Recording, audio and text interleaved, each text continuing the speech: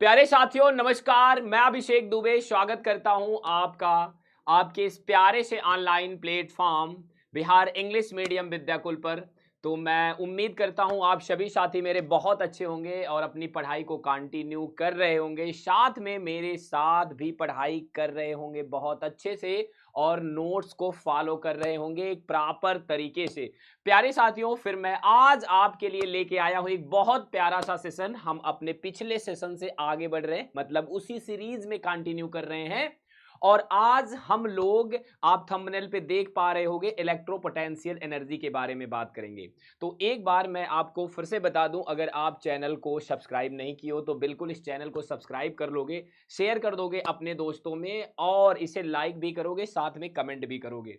तो प्यारे साथियों, आपके कमेंट का बिल्कुल इंतजार रहता है। कैसी चल रही पढ़ाई, जो मैं पढ़ाता हूं आपके समझ में आता है कि नहीं, आप नोट फॉलो कर रहे हो कि नहीं, और साथ में जो क्वेश्चंस मैं एज होमवर्क दे देता हूं वो आप कर रहे हो कि नहीं। ठीक है। तो आज हम लोग अपना जो हमारा चैप्टर नंबर 2 है इलेक्ट्रोस्टैटिक, जो हमारा है पोटेंशियल और कैपेसिटेंस वाला, उसमें हम लोग बढ़ रहे हैं। तो इस सीरीज में आज आपके सामने ये टॉपिक है इलेक्ट्रोस्टैटिक पोटेंशियल एनर्जी, जो कि टॉपिक बहुत ज्यादा इंपॉर्टेंट है। और साथ में इसके हम लोग क्या क्या सीखेंगे, कैसे न्यूमेरिकल्स लगाएंगे, इस बारे में भी हम थोड़ी सी चर्चा करेंगे। तो प्यारे साथियों, जरूर आप नोट्स बनाओ मेरे साथ, और बिल्कुल आपको यहाँ पे एक अच्छा क्वालिटी कंटेंट मिल रहा है, तो आप सब लोग उसका लाभ उठाओ।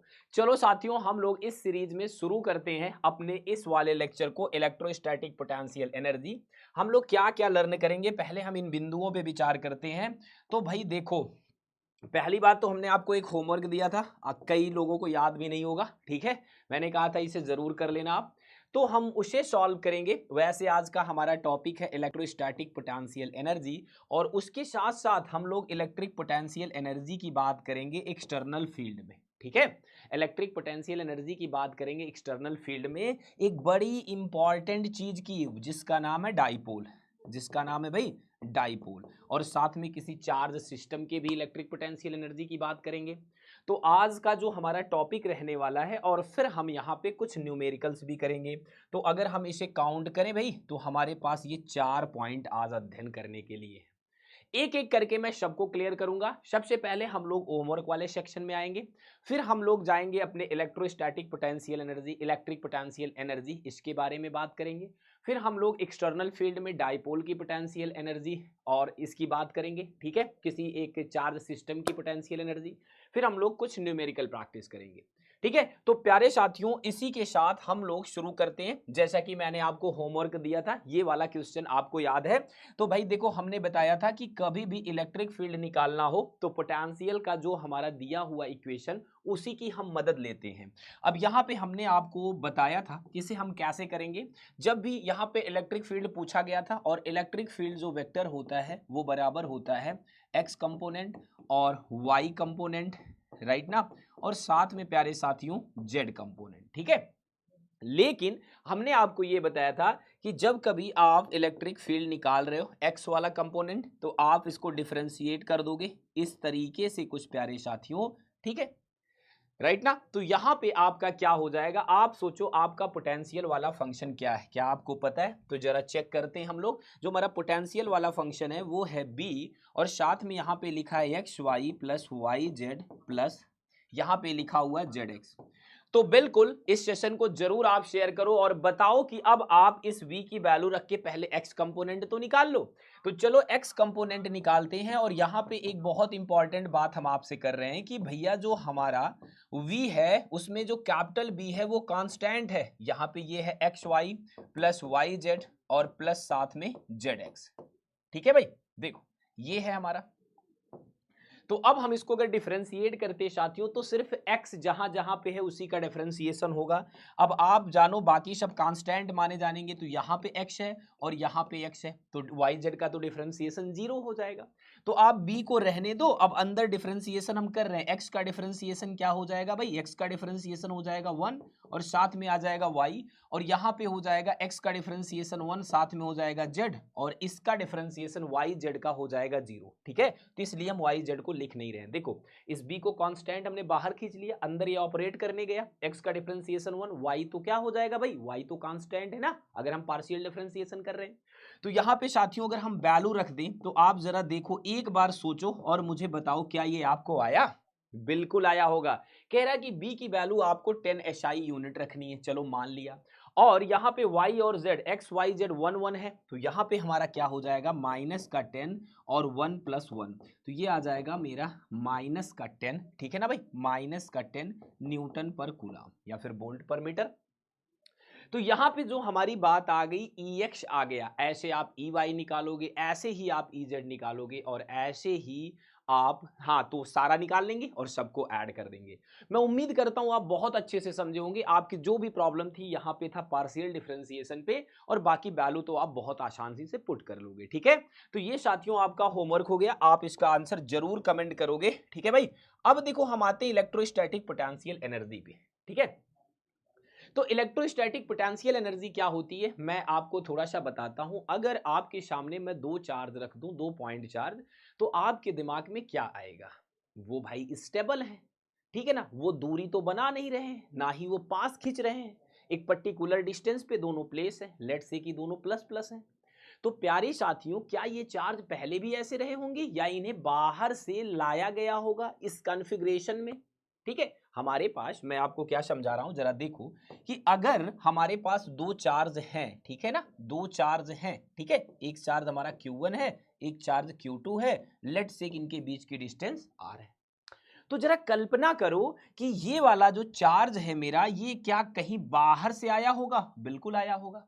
या अगर हम इसे माने कि क्या ये मौजूद रहा होगा, तो ये कहीं बाहर से आया होगा। बाहर से मतलब इन द सेंस कि बाद में आया होगा।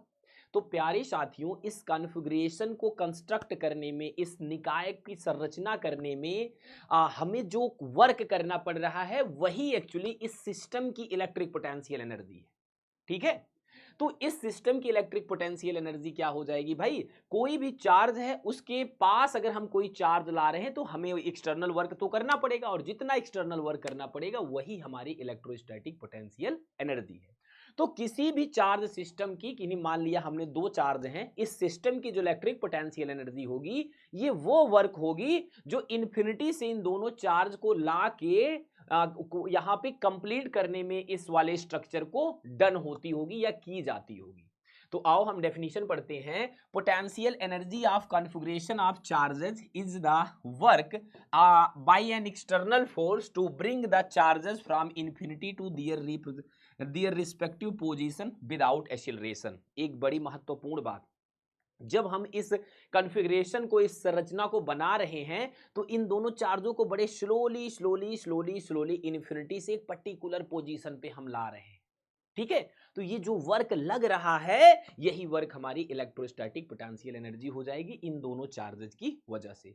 मैं उम्मीद करता हूं आप इससे बिल्कुल कनेक्ट कर पाओगे।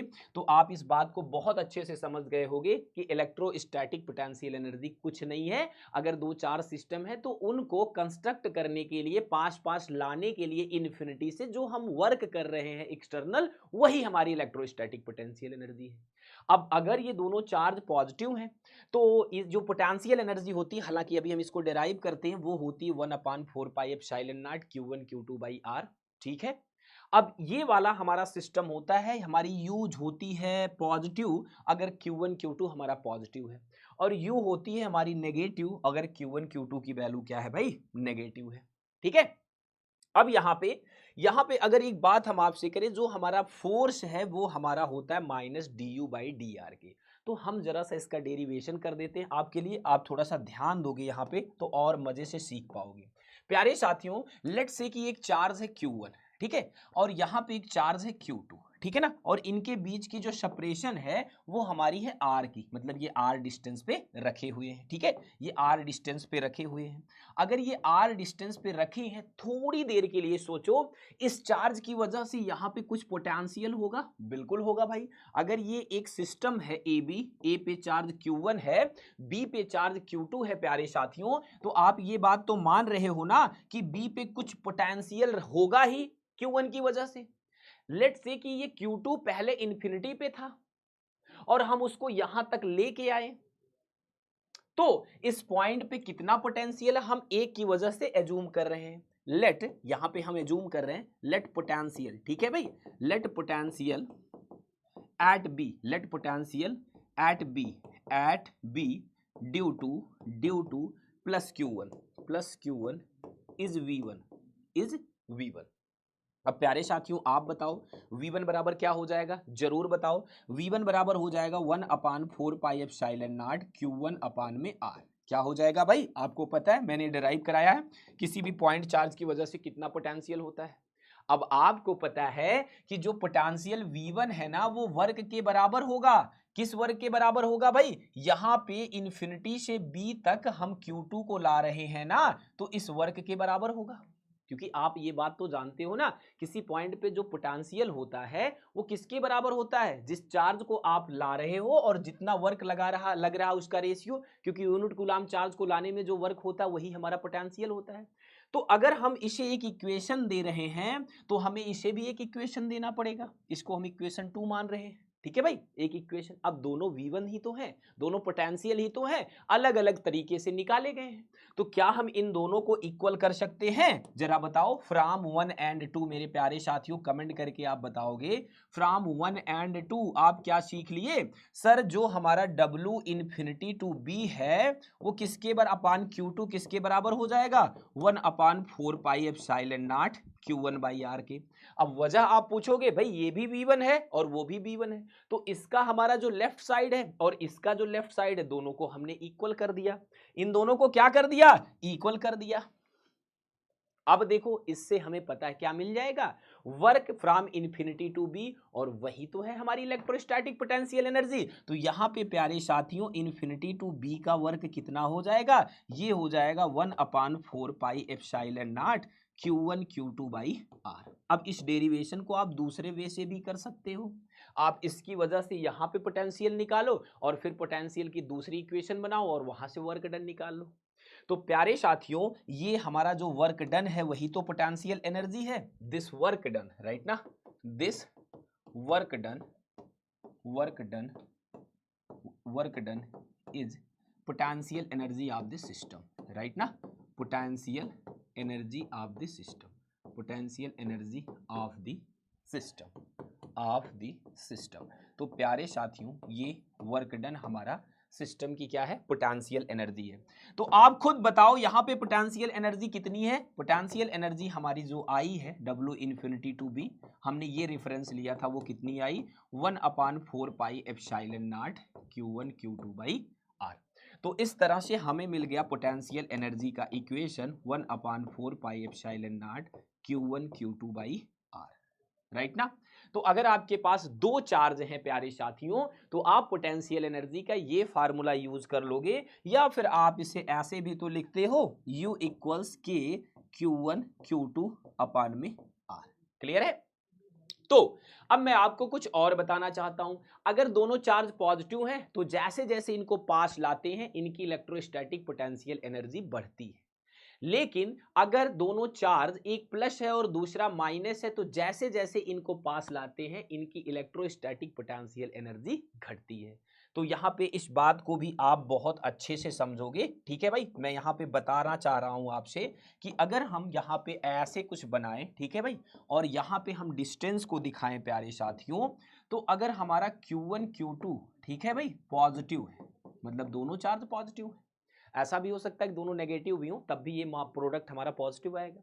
या फिर अगर मैं आपसे कहूं यहां पे Q1 और Q2 क्या आ रहा है भाई, नेगेटिव आ रहा है, तो ऐसे केस में मैं आपको बताना चाहूंगा कि यहाँ पे जैसे जैसे डिस्टेंस बढ़ रही प्यारे साथियों हमारी पोटेंशियल एनर्जी क्या होती जाएगी, जैसे जैसे डिस्टेंस बढ़ेगी हमारी पोटेंशियल एनर्जी घटती जाएगी, जैसे जैसे डिस्टेंस बढ़ेगी हमारी पोटेंशियल एनर्जी घटती जाएगी। और यहाँ पे क्या होगा भाई, इसका उल्टा होगा, यहाँ पे क्या होगा, इसका उल्टा होगा। यहाँ पे कुछ हमें ऐसे देखने को मिलेगा क्योंकि दोनों का प्रोडक्ट नेगेटिव है।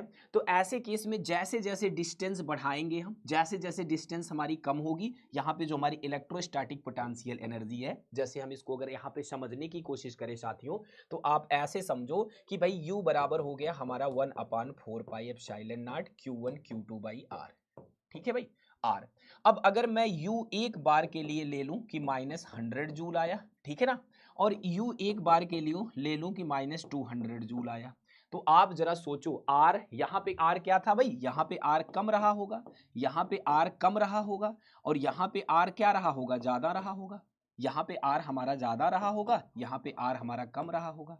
ठीक है, तो जब आर ज्यादा है तो हमारा ये कम आ रहा है, मतलब मैग्नीट्यूड में, और आर कम है तो ये मैग्नीट्यूड में ज्यादा आ रहा है। तो इसे अगर हम रेफरेंस पे दिखाएं तो कैसे दिखा पाएंगे साथियों, यहाँ पे अगर हम रेफरेंस पे दिखा रहे हैं, मान लो भाई आर हमारा एक यहाँ पे था, एक यहाँ पे है, ठीक है।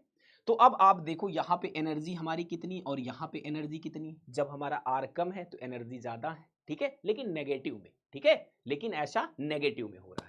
तो प्यारे साथियों, यहां पे मैं फिर आपको बताना चाहूंगा, अगर हम थोड़ा सा और आगे बढ़ते हैं तो थोड़ा हम इसका इंट्रोडक्शन करते हैं कि इलेक्ट्रोस्टैटिक जो पोटेंशियल एनर्जी है इसका यूज क्या है भाई, इसका काम क्या है। तो आप सभी साथी यहां पे ध्यान से देखोगे, electric energy can be stored in common device called as a capacitor. ठीक है, कैपेसिटर में ये एनर्जी हमारी क्या की जा सकती है, स्टोर की जा सकती है, which is found in nearly all electronic circuit. आप सबको पता है ये सारे इलेक्ट्रॉनिक सर्किट में इनका यूज होता है, और घर में भी आप जानते हो, ठीक है ना भाई। तो इसका यूज होता है। कैपेसिटर क्या होता है भाई, कैपेसिटर हम इसी चैप्टर में पढ़ेंगे। कैपेसिटर हमारी इलेक्ट्रोस्टैटिक एनर्जी को कहीं ना कहीं स्टोर करता है, और वो स्टोर करता है for energy, capacitor store the energy in common photo flash. ठीक है भाई, आप जानते हो ना फोटो फ्लैश, आप जानते हो जो हमारा कैमरा होता है, आप देखते हो कि कभी कभी आपको फ्लैश की जरूरत होती है, तो वो एनर्जी आप कहां से ले रहे हो, वो आप इसी पोटेंशियल एनर्जी से खींच रहे हो। ठीक है, the rapid release of the energy is evident of the short duration the flash of camera used to take photographs. तो ये बात आप सभी लोगों को डन हो गई होगी कि जब हम फोटो वगैरह खींच रहे होते हैं तो यहीं से वो एनर्जी रिलीज हो रही होती है। ठीक है, चलो, तो मेरे प्यारे साथियों, आपको थोड़ा सा मैं बताना चाहूंगा कि जैसे हम यहां पे समझ रहे हैं कि अर्थ पे अगर है तो दो मासेस के बीच अगर ये है हमारी इलेक्ट्रोस्टैटिक, ये हमारी होती ग्रेविटेशनल एनर्जी, वैसे ही दो चार्जेस के बीच हमारी होती है भाई इलेक्ट्रोस्टैटिक पोटेंशियल एनर्जी। ये हम कह सकते हैं इलेक्ट्रिक पोटेंशियल एनर्जी, और यहाँ पे है ग्रेविटेशनल पोटेंशियल एनर्जी। ठीक है, तो इस सिस्टम को हम यहां से थोड़ा सा जोड़ सकते हैं। अब अगर हमारे पास ज्यादा सिस्टम है, लाइक हमारे पास दो से ज्यादा सिस्टम है, तो आप क्या करोगे, तो ऐसे केस में हम एक एक दो दो को पकड़ेंगे, दो दो को पकड़ेंगे और सबको ऐड कर लेंगे। जैसे मान लो कि मैं यहाँ पे एग्जांपल दे रहा हूं, आपके पास चार्ज है Q1, यहाँ पे है Q2 और यहाँ पे Q3। तो आप यहाँ पे क्या सोचोगे भाई, देखो यहाँ पे इन दोनों, ये दोनों एक सिस्टम बना रहे हैं, इसकी वजह से पोटेंशियल एनर्जी होगी। ये दोनों एक सिस्टम बना रहे हैं, इसकी वजह से पोटेंशियल एनर्जी होगी। ये दोनों एक सिस्टम बना रहे हैं, इसकी वजह से भी पोटेंशियल एनर्जी होगी। ठीक है, तो यहां पे अगर हमें पोटेंशियल एनर्जी चाहिए तो हम क्या करेंगे, पहले दूसरे की वजह से, दूसरे तीसरे की वजह से, और पहले तीसरे की वजह से निकाल के जोड़ देंगे, और इनके लिए हम वही फॉर्मूला लगाएंगे, राइट ना। इसे हम अगर एक्सप्रेशन में लिखें, और यहां पे मैं थोड़ा सा आपको दिखा दूं कि इनके बीच की डिस्टेंस r12 है, इनके बीच की डिस्टेंस r23 है, इनके बीच की डिस्टेंस r31 है। तो प्यारे साथियों, यहाँ पे कुल एनर्जी किसके बराबर हो जाएगी भाई, टोटल एनर्जी, जैसा कि वहां पे लिखा था U12 प्लस U23 प्लस यहाँ पे हो गया U31, राइट ना। तो यहाँ पे अगर हम सबको जोड़े तो U बराबर क्या हो जाएगा, 1/4πε0 Q1 Q2, ठीक है भाई, अपान R12 प्लस यहाँ पे हो जाएगा 1/4πε0 Q2 Q3, ठीक है, Q2 Q3 अपान R23, और साथ में यहाँ पे हो जाएगा 1/4πε0 Q1 Q3 अपान में R13, या 31 हमने लिया था यहाँ पे इसे, तो हम यहाँ पे लिख दे रहे हैं R31। ठीक है, अब प्यारे साथियों, इसे कॉमन लेके आप ऐसे लिख सकते हो कैलकुलेशन को इजी बनाने के लिए। यहाँ पे क्या हो जाएगा Q1 Q2, और नीचे वही हम लिख देते हैं, यहाँ पे हम लिख देंगे Q2 Q3, और नीचे वही हम लिख देते हैं R23, यहाँ पे हम लिख देते हैं Q1 Q3, और नीचे लिख देते हैं R31, ठीक है, या फिर R13, हमने इस तरह से यहाँ पे एज्यूम किया है। तो प्यारे साथियों, अब आप इसको जरूर होमवर्क में करोगे इस क्वेश्चन को, कि अगर हमारे पास एक ट्रायंगल है, ठीक है भैया, और यहाँ पे ट्रायंगल पे सब पे चार्ज क्यू क्यू है, और ये हमारा कैसा ट्रायंगल है, ये हमारा इक्विलैटरल ट्रायंगल है, सारी लेंथ एल एल है, तो इस सिस्टम की टोटल एनर्जी कितनी होगी, आप कमेंट करके जरूर बताओगे। ठीक है, अब चलते हैं हम कुछ और क्वेश्चंस पे यहाँ पे प्रैक्टिस करते हैं। जैसे देखो, ये तो आपको देखो दिख ही गया, ठीक है, यहाँ पे एक आपको दिख गया, एक आपको यहाँ पे दिख गया, तो आप इससे बिल्कुल प्रैक्टिस करते हो। जैसे हम लोग यहाँ पे करें, इसको निकालें, तो यहाँ पे क्या हो जाएगा भाई, इसकी एनर्जी प्लस इसकी, ठीक है। तो यहाँ पे टोटल पहले वाले का हमारा कितना आ जाएगा, 1/4 पाई एप्सिलॉन नॉट, कॉमन आप ले लो। इस सिस्टम की क्यू चार्ज है तो क्यू स्क्वायर हो गया, बीच की डिस्टेंस आर, प्लस प्यारे साथियों ये चार्जेस हैं तो ये हो गया क्यू स्क्वायर हो जाएगा, मल्टीपल करोगे अपान में आर, प्लस इन दोनों का भी हमारा हो जाएगा क्यू स्क्वायर अपान में आर, ठीक है। क्योंकि इसकी अलग निकालोगे, इसकी अलग और इसकी अलग, तो सबको अगर सम कर दें तो ये कितना हो जाएगा भाई, ये हो जाएगा कि अंदर ये आ जाएगा 3 क्यू स्क्वायर अपान में आर, या हम इसे लिख सकते हैं 3k क्यू स्क्वायर अपान में आर, ठीक है। और ऐसे आप इसे भी प्रैक्टिस कर सकते हो। तो प्यारे साथियों, अब थोड़ा सा हम और आगे बढ़ते हैं और यहाँ पे कुछ और बात करते हैं। जैसे एक अच्छा सा क्वेश्चन है, आप इसे जरूर सॉल्व करोगे। ये क्वेश्चन क्या कह रहा है, जरा सोचो आप। कह रहा था classical model of hydrogen atom in its normal unexcited configuration, ठीक है, has and revolves around a proton at a distance of 5.3 into 10 की पावर -11। आपको बहुत अच्छे से पता है कि हमारा जो हाइड्रोजन है उसके हमारे यहाँ पे अगर हम बात करें न्यूक्लियस में एक प्रोटॉन है प्यारे साथियों, और यहाँ हमारा ऑर्बिट में हम मानते हैं एक इलेक्ट्रॉन रिवॉल्व कर रहा है, ठीक है, एक इलेक्ट्रॉन रिवॉल्व कर रहा है, और आपको इस सिस्टम की एनर्जी बतानी है। तो आप ऐसे केस में क्या करोगे, आप बताओ, आप ऐसे केस में क्या करोगे। तो पहला कह रहा है what is the electric potential due to proton at the position of electron. तो बोल रहा है कि ये प्रोटॉन पॉजिटिव चार्ज है ना, इसकी वजह से यहाँ पे पोटेंशियल कितना होगा, पहला काम आपको करना है। दूसरा कह रहा है determine the electrostatic potential energy between two particles. कहानी बहुत आसान है, आपको बस थोड़ा सा ध्यान देना है। पहला काम हमें करना भैया पोटेंशियल निकालना V। अब पोटेंशियल का फार्मूला क्या होता है, 1/4 पाई एप्सिलॉन नॉट Q अपान में R। प्यारे साथियों, यहाँ पे किसकी वजह से पोटेंशियल निकालना है, ड्यू टू द प्रोटॉन, और इलेक्ट्रॉन की पोजीशन पे निकालना है। यहाँ पे इलेक्ट्रॉन है तो इसकी वजह से यहाँ पे कितना पोटेंशियल है। तो आप ये क्यू चार्ज किसका, प्रोटॉन का चार्ज है। अब आपको पता है कि इनका चार्ज होता है 1.6 इंटू 10 टू दी पावर -19, ये प्लस का होता है प्रोटॉन का, और 1.6 इंटू 10 टू दी पावर -19 ये होता है इलेक्ट्रॉन का। तो ऐसे केस में आर क्या दिया है सर, बिल्कुल दिया है, आप देख सकते हो यहाँ पे आर की वैल्यू दी है 5.3 इंटू 10 की पावर -11 मीटर। मतलब सर हमें आर भी दिया, आर कितना दिया है 5.3 into 10 to the power -11 metre. तो प्यारे साथियों, ऐसे में आप बताओ कि हम इसे सॉल्व कर लेंगे, बिल्कुल कर लेंगे। आप मेरे साथ वैल्यू रखोगे, ये वैल्यू आप बताओ कितनी है, ये वैल्यू है आपकी 9 इंटू 10 की पावर 9। बहुत अच्छा।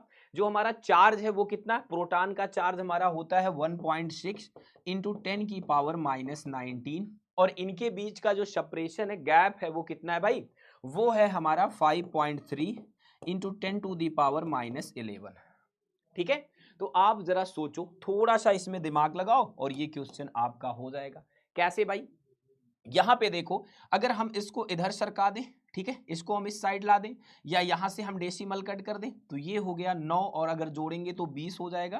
तो यहाँ पे हमारा ये तो खत्म ही हो गया, मतलब इससे और ये मिला के ये 20 हुआ, और 19 तो हो जाएगा 9 इंटू 10 की पावर 1। आप समझो जरा, ये ऊपर जाएगा 11 और 9 मिलके कितना हो जाते हैं, 11 और 9 मिलके हो जाते हैं 20।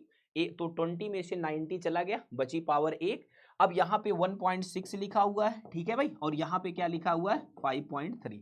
अब अगर हम इसे सॉल्व करें तो आप देखो ये 16 हो जाएगा, ये हो जाएगा 16 प्यारे साथियों, और ये हो जाएगा 90, और नीचे हो जाएगा 53। आप पूरा सॉल्व करोगे तो 16 9 जा 1440 डिवाइडेड बाई 53। आप इसे सॉल्व करके आंसर जरूर कमेंट करके बताओगे कितना हुआ। तो अगर आप इसे सॉल्व कर लिए तो आप इलेक्ट्रोस्टैटिक पोटेंशियल एनर्जी भी निकाल सकते हो, क्योंकि एक चार्ज हमारा प्रोटॉन है और दूसरा चार्ज इलेक्ट्रॉन है। अब इलेक्ट्रॉन का चार्ज आप नेगेटिव लोगे और प्रोटॉन का पॉजिटिव लोगे। मैं यहाँ पे आपको हिंट कर दे रहा हूँ थोड़ा सा, कि अगर आप पोटेंशियल एनर्जी निकाल रहे हो तो आप क्या लिखोगे, 1/4 pi epsilon not Q1 Q2 अपान में R। अब आप बताओ कि जो हमारा ये वैल्यू है आप रखोगे 9 इंटू 10 की पावर 9। Q1 मतलब हमारा प्रोटॉन का चार्ज हम यहाँ पे ले रहे हैं, प्रोटॉन का चार्ज 1.6 इंटू 10 की पावर -19। Q2 मतलब इलेक्ट्रॉन का चार्ज, और इलेक्ट्रॉन का चार्ज होगा 1.6 इंटू 10 की पावर -19, ये हमारा माइनस हो जाएगा, ठीक है। और बीच की डिस्टेंस हमारी हो जाएगी 5.3 इंटू 10⁻11। तो आप इस क्वेश्चन को जरूर कमेंट करके बताओगे कि इसका आंसर आपका कितना आया। ठीक है भाई, आप कमेंट करके इसे जरूर बताओगे कि ये आंसर आपका कितना आया। अब प्यारे साथियों, हम थोड़ा सा और आगे बढ़ते हैं और जरा एक चीज जानने की कोशिश करते हैं। ठीक है, और हमारा जो ये टॉपिक है वो है electrostatic potential energy of a charge system in external field. बहुत आसान है, मजा आएगा आपको। हम लोग सीखने चल रहे हैं कि अगर हमारा एक्सटर्नल फील्ड है, ठीक है भाई, कौन सा फील्ड है, सभी लोग कमेंट करके बताओ। एक्सटर्नल फील्ड है, ठीक है ना, तो उसमें इलेक्ट्रोस्टैटिक पोटेंशियल एनर्जी क्या होगी। ठीक है, हम कैलकुलेट करेंगे यहाँ पे U क्या होगा। अब आपने कहा जैसे, तो हम यहाँ पे पीपीटी पे आ रहे हैं। आप पहले एक छोटी सी चीज देखो फिर हमें बताओ। मान लो कि एक एक्सटर्नल इलेक्ट्रिक फील्ड है और इस एक्सटर्नल इलेक्ट्रिक फील्ड में मैं थोड़ा सा बता दूं आपको। क्या बता दूं कि यहाँ पे मान लो लेट्स से कि एक चार्ज Q1 है और ये चार्ज Q2 है। ठीक है भाई, और ये एक्सटर्नल इलेक्ट्रिक फील्ड में रखा हुआ है। अगर एक्सटर्नल इलेक्ट्रिक फील्ड में रखा हुआ है तो मान लिया हमने कि Q1 की जगह पोटेंशियल कुछ और होगा, Q2 की जगह पोटेंशियल कुछ और होगा। तो प्यारे साथियों, यहां पे अगर हम बात करें कि इसकी एनर्जी एक्सटर्नल फील्ड की वजह से कुछ और होगी, इसकी एनर्जी एक्सटर्नल फील्ड की वजह से कुछ और होगी, और इन दोनों के रिपल्सन की वजह से अगर हम बताएं बात करें तो इस सिस्टम की भी एक एनर्जी होगी। देखो, आप चीजों को गहराई से समझोगे फिर समझ में आएंगी। जैसे मैं अगर कहूं आपसे कि एक इलेक्ट्रिक फील्ड है, ठीक है सर, थोड़ा सा आप समझना हमारे साथ, नहीं तो बातें आप कनेक्ट ही नहीं कर पाओगे। ठीक है, ये एक इलेक्ट्रिक फील्ड है, इसमें एक चार्ज रखा हुआ है यहाँ पे लेट से Q1 और यहाँ पे एक चार्ज है लेट से Q2।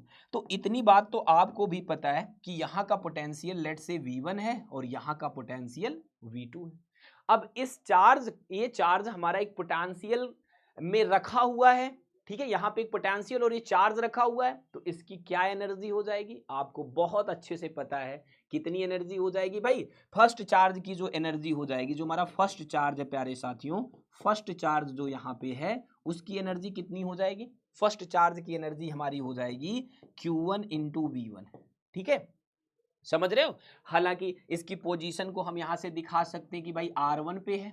ठीक है ना, चलो कोई दिक्कत नहीं, हम यहाँ पे बस शो ऑफ कर दे रहे हैं इसको। इसकी R1 पोजीशन वेक्टर है इसका। ठीक है, ये तो हमारे Q1 की बात हो गई क्योंकि ये एक्सटर्नल इलेक्ट्रिक फील्ड में रखा है।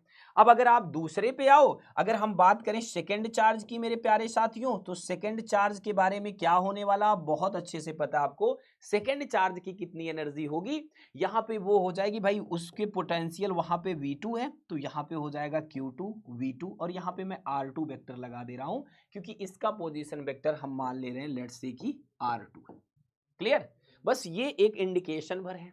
अब साथियों, यहाँ पे इन दोनों की भी तो अपनी एक पहचान है भाई, ये दोनों भी तो एग्जिस्ट कर रहे हैं, तो इनकी अपनी एक पोटेंशियल एनर्जी। ठीक है, और इनकी अपनी पोटेंशियल एनर्जी कैसे आप दिखाते हो, आपको बहुत अच्छे से पता है कि ये पोटेंशियल एनर्जी कितनी होगी, ये होगी K Q1 Q2 अपान में इनके बीच की जो डिस्टेंस है, लेट्स से कि इनके बीच की डिस्टेंस स्मॉल r है। तो मैं उम्मीद करता हूं आप बहुत अच्छे से इसको पकड़ पाए होंगे कि सर ने जो बताया कि भाई एक्सटर्नल इलेक्ट्रिक फील्ड में अगर हमारे पास दो चार्ज हैं तो उनकी हमारी क्या होगी भाई, उनकी पर्सनल पोटेंशियल एनर्जी। ठीक है, क्योंकि वो एक इलेक्ट्रिक फील्ड में रखे हैं और वहां पे कुछ पोटेंशियल है, तो वो वाली पोटेंशियल एनर्जी प्लस दूसरे की पोटेंशियल एनर्जी, उसकी खुद की पहचान। ठीक है भाई, वो एक इलेक्ट्रिक फील्ड में रखा हुआ है तो उस पर तो वर्क हुआ होगा उसको लाने के लिए। ठीक है ना, तो उसकी एनर्जी और प्लस हमारा जो हो जाएगा और वाला कौन सा हो जाएगा भाई, तीसरे वाले की अलग से एनर्जी। तो यहां पे देखो, अगर हम माने इनकी पर्सनल मतलब दोनों को मिला के जो पोटेंशियल एनर्जी है वो K Q1 Q2 by R है। साथियों घबराना बिल्कुल नहीं है, आप इस सेशन को जरूर शेयर करोगे, जरा इसको देख के बताओ कि इन दोनों को मिला के कितनी पोटेंशियल एनर्जी आएगी भाई, इतनी आएगी। ठीक है ना, अब टोटल कितनी हो गई, तो भाई टोटल के लिए हम सब जोड़ लेंगे। ठीक है ना, टोटल पोटेंशियल एनर्जी कितनी हो जाएगी, टोटल पोटेंशियल एनर्जी। ठीक है भाई, टोटल पोटेंशियल एनर्जी कितनी हो जाएगी, कमेंट करके सभी लोग बताओ। तो ये हो जाएगी हमारी Q1 V1 plus Q2 V2, ठीक है भाई, प्लस K Q1 Q2 अपान में R। ठीक है, यहां पे ये बात मैं उम्मीद करता हूं आप सभी साथी समझ गए होंगे। एक बारी से आप यहां पे देखो और आप बताओ समझ में आया। यहां पे consider two charges Q1 Q2, ठीक है ना। kept in external electric field E at A and B. The position vector of A is R1. Let's say कि वो A पे था R1 है और position vector of B is R2. ठीक है भाई, इसका position vector R2 है. B the potential at A due to the external field. यहाँ पे V1 और V2 हमारे क्या है भाई, ये हमारे पोटेंशियल है. ठीक है ना, ये हमारे क्या है, पोटेंशियल है इस इलेक्ट्रिक फील्ड की वजह से. ठीक है ना, V1 V2 है A और B पे. देन प्यारे साथियों, B the potential at B due to the external field E. Okay, thus the potential energy of system किसके बराबर हो जाएगा भाई, यहां पे सबको ऐड करना पड़ेगा. The total work done in assembling the configuration. तो पहले वाले का हमारा कॉन्फ़िगरेशन क्या हो गया भाई, Q1 V1 जो इसका पोजीशन वेक्टर R1 था, इसका हो गया Q2 V2 जिसका पोजीशन वेक्टर R2 था, और साथ में इनको मिला के पोटेंशियल एनर्जी. ठीक है ना, और इनके बीच की डिस्टेंस को हम यहाँ R12 से भी शो कर सकते हैं. मैंने यहाँ पे आपको बताया कि आप यहाँ पे इनकी पोजीशंस को, इनके बीच की जो पोजीशन है उसको आप R12 से भी शो कर सकते हो. ठीक है, तो मैं उम्मीद करता हूं कि ये बात आप समझ पाए होंगे बहुत अच्छे से. ठीक है ना, तो क्योंकि ये हमारी एक स्केलर क्वांटिटी है इसलिए आपको यहाँ पे कोई प्रॉब्लम नहीं आनी चाहिए. ठीक है प्यारे साथियों, अब हम लोग चल रहे हैं potential energy of a dipole in an external field. किसी भी एक्सटर्नल फील्ड में हमारी पोटेंशियल एनर्जी कितनी होती है, किसकी भाई, डाइपोल की. तो क्या आप इसे बता सकते हो कि एक डाइपोल की पोटेंशियल एनर्जी एक्सटर्नल फील्ड में कितनी होती है. तो देखो यहाँ पे हम बात कर रहे हैं यूनिफॉर्म इलेक्ट्रिक फील्ड में. तो सबसे पहले हम जरा समझें कि अगर एक यूनिफॉर्म इलेक्ट्रिक फील्ड है तो उसमें डाइपोल के साथ क्या हो रहा होता है, आप पहले ये जानने की कोशिश करो. तो अगर कोई डाइपोल रखा हुआ है एक्सटर्नल इलेक्ट्रिक फील्ड में, तो प्यारे साथियों डाइपोल के साथ क्या होता है, एक माइनस चार्ज और एक प्लस चार्ज, वो एक्सटर्नल इलेक्ट्रिक फील्ड में रखा हुआ है और इलेक्ट्रिक फील्ड यूनिफॉर्म है.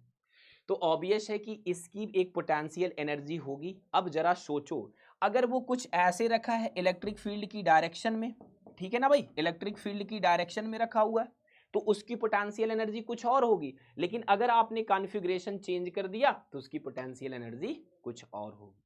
मतलब कहीं ना कहीं पोटेंशियल एनर्जी जो होगी प्यारे साथियों वो यू थीटा टाइप की. अब आपने कहा ये क्या है सर, ये क्या है सर, मैंने कहा भाई इसका मतलब वो फील्ड से कितने डिग्री पे रखा, 30 डिग्री पे रखा है, ठीक है, 45 पे रखा है या फिर 60 पे रखा है. ठीक है ना, तो हम यहाँ पे ये डेरिवेशन करेंगे कि किसी पर्टिकुलर एंगल पे इस सिस्टम की एनर्जी कितनी होगी. ठीक है, लेकिन यहाँ पे इलेक्ट्रिक फील्ड यूनिफॉर्म है. और देखो जो नेट फोर्स है इस डाइपोल पे, आप कमेंट करके जरूर बताना कितना होगा. सर 0 होगा, क्योंकि पॉजिटिव चार्ज पे फोर्स डायरेक्शन में लगेगा इलेक्ट्रिक फील्ड के, नेगेटिव चार्ज पे अपोजिट डायरेक्शन में लगेगा. तो ये बात यहाँ बड़ी महत्वपूर्ण है. चलो हम इसको डिराइव करते हैं. ठीक है, तो देखो मेरे प्यारे साथियों, यहाँ पे अगर मैं बात करूं आपको कि हम यहाँ पे एक डाइपोल ले रहे हैं, ठीक है ना, हम यहाँ पे क्या कर रहे हैं, एक डाइपोल ले रहे हैं. अगर हम एक डाइपोल यहाँ पे ले रहे हैं, ठीक है, तो डाइपोल पहले इनिशियली ऐसे था, और अगर हम माने कि यहाँ पे फिर हमने डाइपोल को थीटा एंगल पे कर दिया. ठीक है भाई, कितने पे कर दिया, थीटा एंगल पे कर दिया. ठीक है, थीटा एंगल पे कर दिया. तो ऐसे केस में जरा सोचो कि हमने इसकी पोटेंशियल एनर्जी के साथ खिलवाड़ किया. ठीक है, और ये पोटेंशियल एनर्जी किसके बराबर होगी, जितना वर्क डन कर रहे हैं.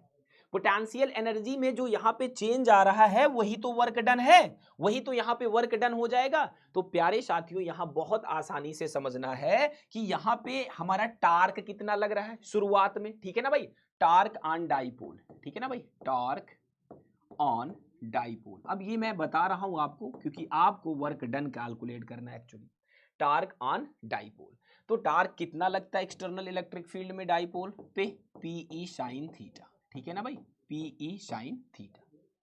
ठीक है, अब इसको एक स्मॉल एंगुलर पोजीशन में डिस्प्लेस करने में कितना वर्क डन होता है आपको पता होगा, ये होता है हमारा टाउ डी थीटा. ठीक है, टाउ डी थीटा होता है.